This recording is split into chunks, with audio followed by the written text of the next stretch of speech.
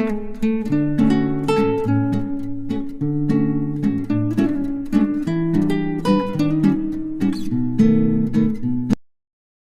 Morning friends, my self doctor Bhoj Kumar Sahu, MD forensic medicine. अक्सर मेरे दोस्त, कलीग्स और जूनियर डॉक्टर्स जो पेरी फेरी सीएचसी पीएचसी में पोस्टेड हैं पूछते हैं कि एमएलसी क्या है, एमएलसी कौन से केस को रजिस्टर्ड कर सकते हैं।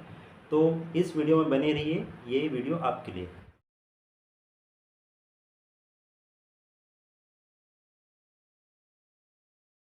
इस वीडियो में हम जानेंगे कि मेडिको लीगल केस क्या है, किन किन केसेस को हम as a medico legal case registered कर सकते हैं, कौन कौन से केसेस में सीजी गवर्नमेंट हमें कंपनसेशन प्रोवाइड करती है, कौन मेडिको लीगल केस को रजिस्टर्ड करने के लिए एलिजिबल है, बनाने का हमारा आधार क्या होना चाहिए, एमएलसी केसेस को कौन रजिस्टर्ड कर सकता है, एमएलसी बनाने के समय हमें क्या प्रिकॉशंस लेना चाहिए, एमएलसी केसेस की अगर डेथ हो जाती है तो हमारा नेक्स्ट स्टेप क्या होना चाहिए।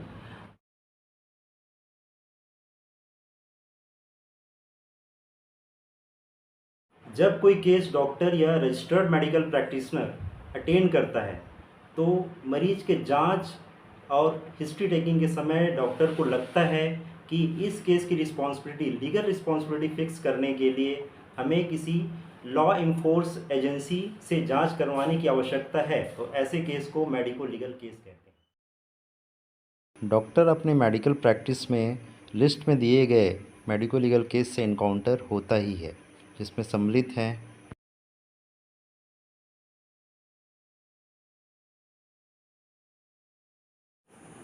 Motor vehicular accidents,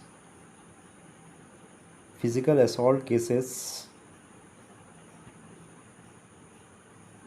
assault by firearms and sharp weapons, physical abuse of child, sexual abuse of child,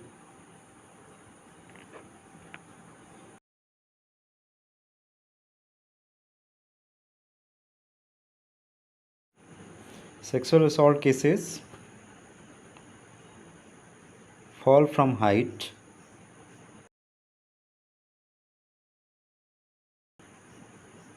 thermal burn injuries, scald,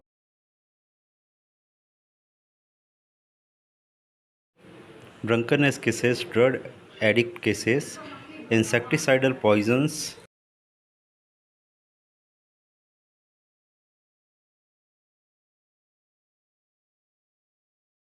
torture in custody and custodial death, strangulations,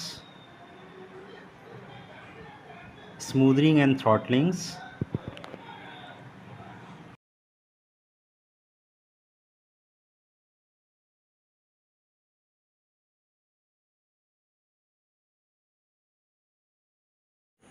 कुछ MLC cases जिसमें मृत्यु के पश्चात उनके परिजनों को छत्तीसगढ़ गवर्नमेंट कंपनसेशन प्रोवाइड करती है, उसमें है snake bite, wild animal assaults, scorpion stings, bee sting, drowning के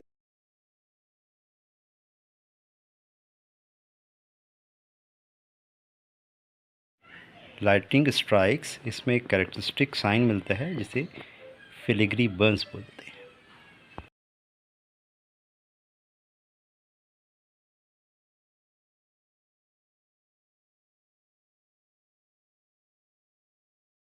एमएलसी केसेस हमारे पास 3 तरीक़ों से आ सकती है। पहला, मरीज़ खुद और उसके परिजनों द्वारा हमारे पास लाया जाता है। दूसरा, पुलिस या कोर्ट के द्वारा हमारे पास एग्जामिनेशंस के लिए भेजा जाता है। और तीसरा, पेशेंट किसी पेरीफेरी से डॉक्टर के द्वारा हमारे पास रेफर्ड किया जाता है। मेडिकल काउंसिल में रजिस्टर्ड हैं, वो ही किसी केस को एग्जामिनेशन के बाद एज ए एमएलसी लेबल्ड कर सकता है। फर्स्ट ट्रीटिंग डॉक्टर को ही किसी केस को एग्जामिनेशन के बाद एज ए एमएलसी रजिस्टर्ड करना चाहिए और उसे ही एमएलआर प्रिपेयर करना चाहिए।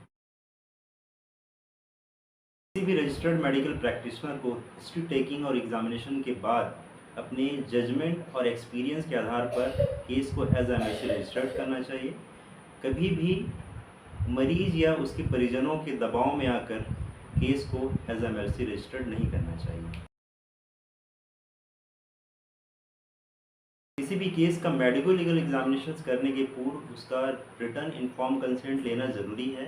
अगर वह बच्चा है लेस देन 12 ईयर्स का है तो उसके पेरेंट्स से, और अगर वह मोर देन 12 ईयर्स का है तो मरीज खुद रिटर्न इन्फॉर्म कंसेंट दे सकता है। एग्जामिनेशंस के समय एविडेंस कलेक्शन और प्रिजर्वेशंस की रिस्पॉन्सिबिलिटी रजिस्टर्ड मेडिकल प्रैक्टिशनर की होती है। मरीज मरणासन है तो उसकी डाइंग डिक्लेरेशंस अरेंज करने की रिस्पॉन्सिबिलिटी डॉक्टर की है। डॉक्टर के बीच आने वाले सभी तथ्यों का कॉन्फिडेंशियलिटी मेंटेन करना आवश्यक है। अगर किसी एमएलसी केस की डेथ हो जाती है तो इसकी सूचना पुलिस को देनी चाहिए और बॉडी को मर्चरी में प्रिजर्व करके रखना चाहिए। मेडिको लीगल केस के लिए पुलिस रिक्विजिशंस या कोर्ट के ऑर्डर पर एमएलआर या मेडिको लीगल रिपोर्ट प्रिपेयर की जाती है, जो कि as a medical records are expert witness court में प्रोड्यूस की जाती है। एमएलआर के मेनली 3 पार्ट्स होते हैं, प्रीएम्बल्स, बॉडी एंड पोस्टएम्बल्स। एमएलआर और पीएमआर का डिटेल मैं नेक्स्ट वीडियो में बताऊंगा। आपको ये वीडियो कैसे लगी, काइंडली कमेंट्स। Thank you.